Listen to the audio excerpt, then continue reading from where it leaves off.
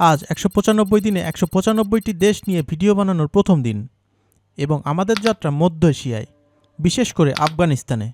ঐতিহাসিকভাবে এটি সাম্রাজ্যের কবরস্থান হিসেবেও পরিচিত।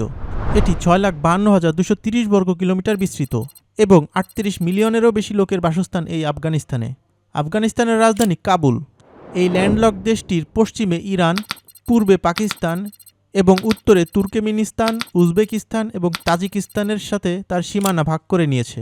আফগানিস্তান এমন একটি দেশ যেখানে প্রায় ৬৭% মানুষের বয়স ২৫ বছরের নিচে, যা এটিকে সবচেয়ে তরুণ জনসংখ্যার দেশ হিসেবে স্বীকৃতি দিয়েছে। এর পূর্বে কাবুল নদী, যা এর প্রধান একটি নদী, এবং সিন্ধু নদীতে এটি মিলিত হয়েছে। আফগানিস্তান চীনের সাথে ছোট্ট একটি বর্ডার শেয়ার করেছে। আফগানিস্তানের ল্যান্ডস্কেপ প্রধানত পাহাড়ি। হিন্দুকুশ রেঞ্জ পর্বত উত্তর পূর্ব জুড়ে বিস্তৃত। অনেক আফগানি পাহাড়ের মধ্যে অবস্থিত উর্বর সমভূমিতে বাস করে। অন্যদিকে রেজিস্তান মরুভূমি এর দক্ষিণ পশ্চিমে পাওয়া যায়।